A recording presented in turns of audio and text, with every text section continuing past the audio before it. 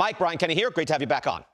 Hey, Brian, how's it going? I wanted to dig deep into what you have here, what you've written about. Tell us about, we just mentioned Pete Crow-Armstrong, defensively stellar, #1 in the league. Give us something on him.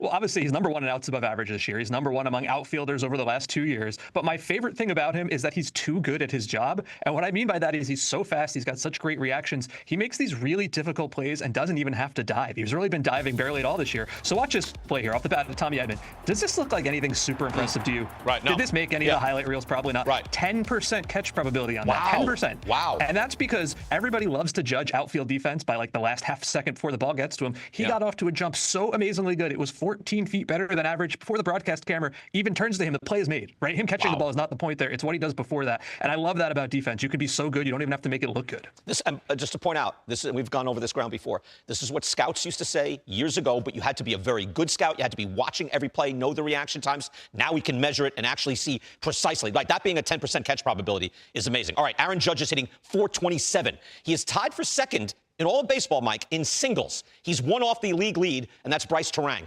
So I'm looking at it. Is he slump-proofing his game here a little bit? I'm laughing because I definitely did not know he'd hit that many singles, but I do think it's possible, despite the fact he's a 2-time MVP and like the most famous player in the sport outside of Ohtani, that he's underrated, that we're not talking about what he's doing enough, that he might be the best right-handed hitter in baseball history. Believe it or not, yes, better than Willie Mays. He's not the outfielder. He's not the base runner. I get that, but just talking about hitting, listen, he just had the best April of his career. And if you look at every April in history among guys with 100 plate appearances, this was top 6 compared to the league average that year. He was 2.6 times better this April than the major league average, and only 5 guys have done that before him, and that's Barry Bonds is one of them. Pujols is another one. And if you look at the last calendar year, Brian, 14 wins above replacement. You know who has done that in a full season? Babe Ruth. And that's basically it. And I can't say that Barry Bonds never did something similar. He probably did. I didn't look at every 365-day span in the history of baseball. But the fact that we're even talking about this, I think it kind of shows that we are never talking about Aaron Judge enough. And I know all the Yankee haters will hate that, but it's true. He's going to go down as maybe the best right-handed hitter who ever lived. No, you are absolutely right. And I said the same thing earlier this week, did a whole essay on him. Like, he's better than you think. And it's possible that he's not undervalued, underrated. He actually is kind of under. Like, he kind of missed the $700 million mark a little bit by a few years. All right, we have more and more metrics on catching, unlocking some skills that are a little more difficult to quantify. Tell us about Luis Torrens of the Mets. Yeah, I was so happy to watch the Mets game yesterday because Luis Torrens throws out Corbin Carroll, who's obviously an elite base runner. And if you watch the video, it is a perfectly placed ball. It's on a platter. Wow. And this is what Torrens has been doing over the last couple of years, ever since he got to the Mets. He's an elite defensive backstop. Well, I dug up some data on this, right? He's top 3 in catchers caught stealing above average, and that's a metric that takes into account the situations you've got. Does the pitcher hold the runner on? Is the runner fast? All that kind of stuff. And then I also went looking for catcher accuracy numbers, and he is by far the best in baseball over the last 2 years at getting to this spot I call kind of the perfect throw box, right? So 4 feet off the ground, 0 to 4 feet, 0 to 4 feet to the right of second base. This little box that you want to be in all the time. And he does it more than anybody. Only once in the last 2 years have I found a throw of his that was to the left of second base. And Brian, I'm not going to name names. Guys at the bottom of this list have done that like 50 times. His throwing arm is absolutely spectacular. And I think he's been a big part of the Mets' success. I know you don't think about the backup catcher in this way, but it's just so visually appealing to watch perfect throws. And he does it better than anybody. I love that because you're talking about a guy, you're standing at second base and the glove's here. It's like, throw it right to the glove. That's what he does, and we can measure that now. You know, I'll throw in too, watch a lot of Mets games. He cares. You know what I mean? You can see him pounce. You can see the way he plays. You can see the way he throws his bat down when he hits a ground ball. He just cares, and it's great to see that he is specifically great at that one thing. Last thing. So you're telling me Emmanuel Clase hasn't been all that bad? Is that what you're selling me? Well, if you just look at the ERA, you think it's a total disaster, going from under 1 to what's he now, like almost 7. And listen, I'm not going to tell you that's good, but there's a couple of things happening here, right? For the first thing is he was never going to have an ERA of 0.6 again. That was never going to happen. And if you look at the batting average on balls in play, it's gone from unbelievably low, under 200, to what that number, the 489 says, Brian, about half of every batted ball he allows goes for a hit. And there's a couple of things happening here. He is pitching differently. The cutter is kind of going less for up and in and soft contact, and he's going for more for strikeouts. I'm not sure that's a good idea. I think I would go back to the way he pitched last year. But tell me this, why is the Cleveland defense so much worse behind him? Everybody is in a negative this year, and especially behind him, they've performed so much worse. So it's a small sample thing. He's not going to be as good as last year because it's not possible, but it's not what you're seeing in the first month either. Right. Well, no Andre Jimenez is the main thing, right? Jimenez was a superior, maybe best fielder in the game. He's gone. They traded him. I hear you on this. Like, I know we've been through this through the years now and decades of, there's a lot of noise in pitching and ERA, yet, like we do our top 10 lists, at a certain point, you are somewhat responsible for the runs you allow, right? Like now it's early sample, but it can be the choices you're making in the pitches, your sequencing. He's been bad, Mike. Like, I don't think it's just a hard luck.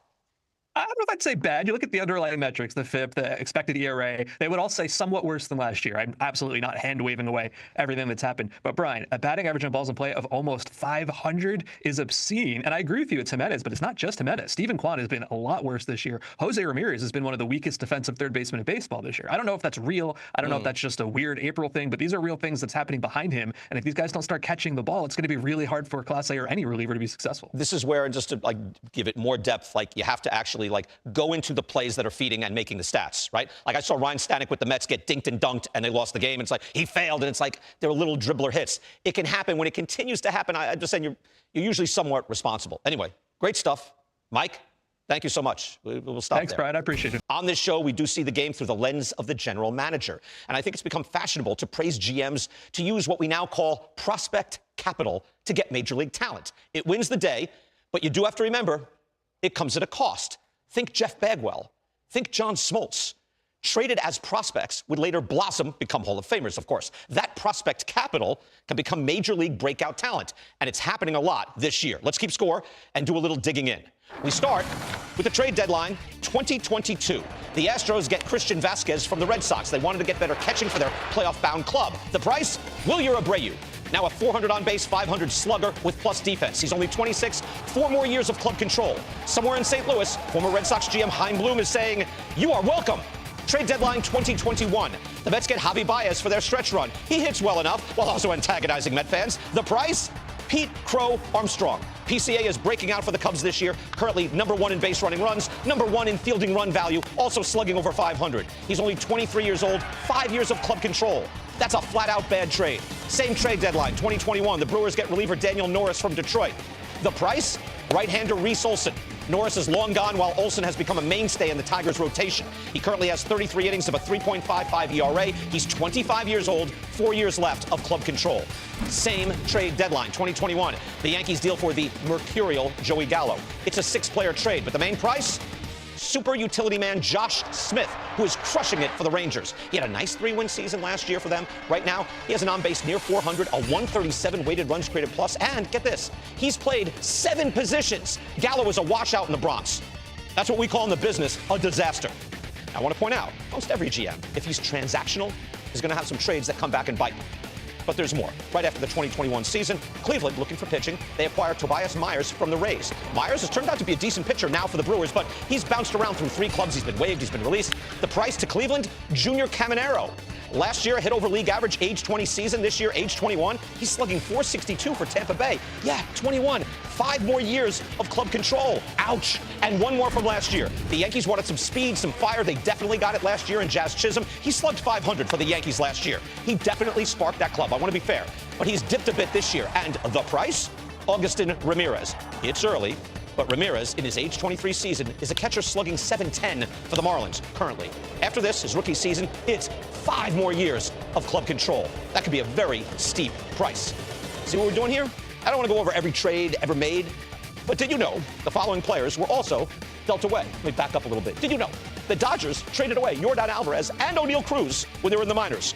That's a lot of talent. The Rangers traded for and then traded away Emmanuel Clase to get Corey Kluber for 1 inning. Clase is a top 3 relief pitcher. The Astros, they got Yainer Diaz, rising catcher from Cleveland, from Miles Straw, who's now gone from the organization. Cleveland doesn't lose them all, though. They also got Kyle Manzardo, who's now slugging .500 for them in the Aaron Savali deal. I'm just saying, next time you hear an analyst, even our analysts say, hey, they're only prospects, think about this and the previous 3 minutes.